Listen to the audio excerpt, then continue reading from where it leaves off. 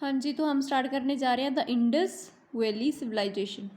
Indus यानी कि जो इंडस सिंध नदी है, ठीक है, सिंध घाटी है, इंडस घाटी है, वैली यानी कि घाटी होती है ना, जैसे बहुत सारी नदियाँ हैं, ठीक है। सिविलाइजेशन उसके किनारे जो लोग रहते थे, उनकी सभ्यता जिसमें वो रहते थे, खाते थे, पीते थे, ठीक है, एक दूसरे के साथ अपने सभ्याचार को आदान प्रदान करते थे, तो वो था इंडस वैली सिविलाइजेशन।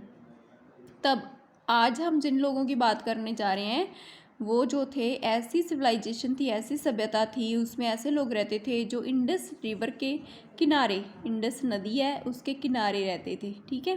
तो इसी वजह से इसको बोला जाता है इंडस वैली सिविलाइजेशन, क्योंकि वहाँ पे उनको पानी ईजिली अवेलेबल हो जाता था, खाने पीने की वस्तुएं अवेलेबल हो जाती थी, इसी वजह से उन्होंने वहाँ पे अपने नगर की स्थापना की थी।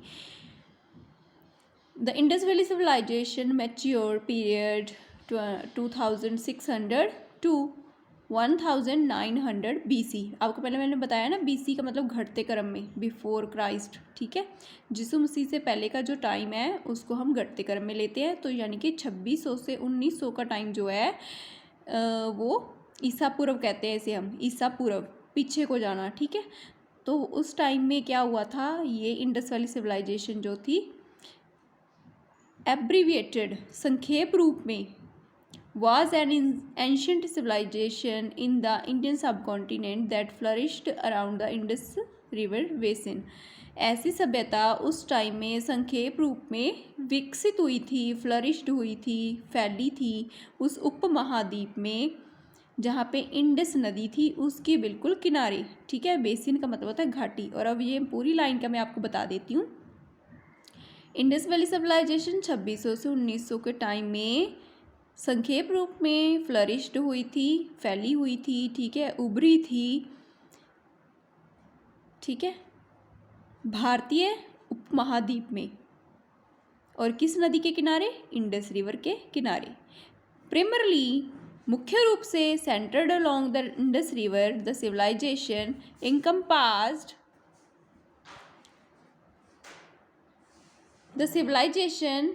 encompassed most of what is now Pakistan.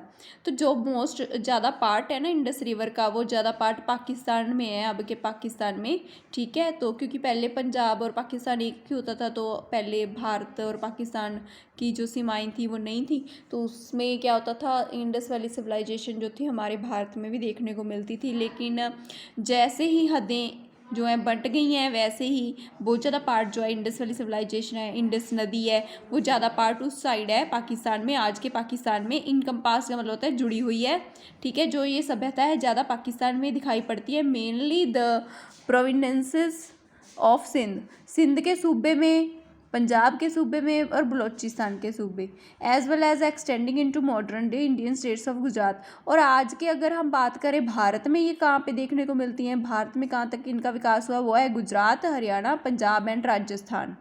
तो remains have been excavated from Afghanistan. Excavated का मतलब होता है खुदाई, खुदाई करके जो बाकी की चीज़ें हमें मिली हैं उसी सभ्यता के साथ रिलेटेड जो है, यानी कि वो लोग कैसे रहते थे, कैसे खाते पीते थे, उनका जो सभ्याचार है कैसा था, सेम था। तो वो कहाँ से मिले? Afghanistan, Turkmenistan and Iran as well, वहाँ से मिले हैं। The mature phase of this civilisation is technically known as the Harappan civilisation. और जो फुली फेज है ना इसका, ये क्योंकि फुली डेवलप्ड एक सिविलाइजेशन थी जिसमें हमें पक्के मकान मिलेंगे, उनकी जो गलियों का एक संगठन था, गलियों की योजना थी, वो भी बहुत अच्छी थी, ठीक है। पानी का निकास बहुत अच्छा किया गया था, इसी वजह से इंडस वैली सिविलाइजेशन सबसे ज़्यादा प्रफुल्लित और सबसे ज़्यादा डेवलप्ड सिविलाइजेशन मानी जाती है।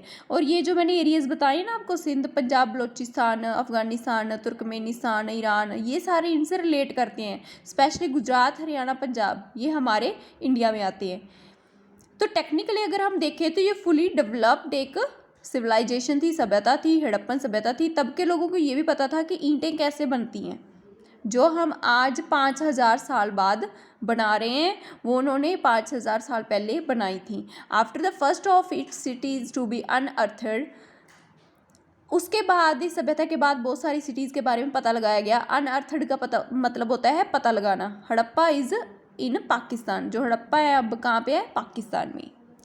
तो आपको पता है ना, हड़प्पन सिविलाइजेशन यानी कि इंडस वैली सिविलाइजेशन ज़्यादा पाकिस्तान में है, क्योंकि हमारे एरियाज़ बहुत ज़्यादा कम है भारत में।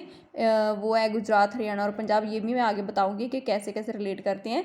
The discovery of Indus valley civilisation, जो इंडस वैली सिविलाइजेशन है इसकी खोज किसने की थी, ठीक है। तो आज हम अर्लियर सिटी के बारे में पढ़ने जा रहे हैं कि 5000 साल पहले जो नगर, सिटीज़, शहर थे, उनकी स्थापना कैसे हुई थी, वो कैसे उभरी थी, वह कैसे प्रफुल्लित हुई थी, कैसे लोग काम करते थे, कैसे उनके घर बने हुए थे, ठीक है। आज हम इसके बारे में अच्छे से पढ़ेंगे।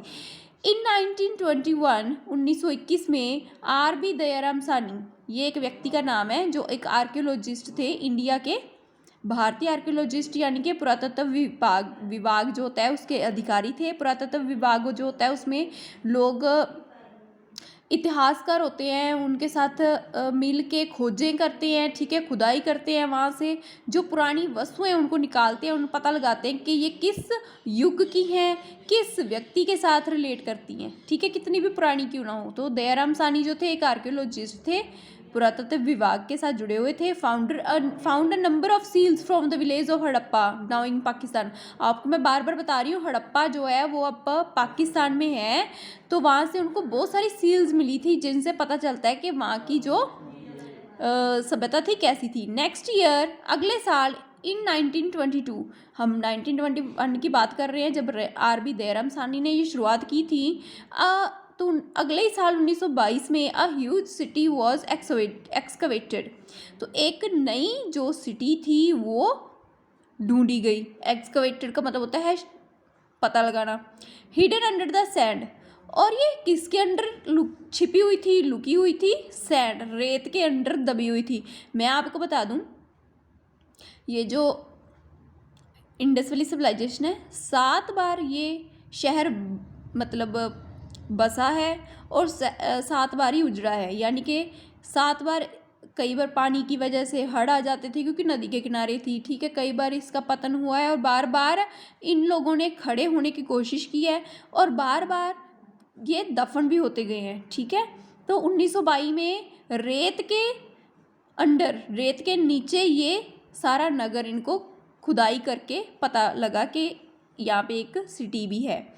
एंड ब्रिक्स ऑफ हड़प्पा, क्योंकि सारा शहर जो था रेत के नीचे दबा हुआ था, वो ईंटों से बना हुआ था। तो अब 5000 साल पहले की बात कर लो और 1922 में हमें ये सिविलाइजेशन के बारे में पता चला है। द सेम ईयर, इसी साल में R D Banerjee made similar excavations in Mohenjodaro in Sindh, और मोहनजोदड़ो जो सिंध में है वहाँ पे भी ऐसी ही खोज की गई R D बनर्जी के द्वारा। सेम ऐसे ही वहाँ पे भी चीज़ें मिली हैं।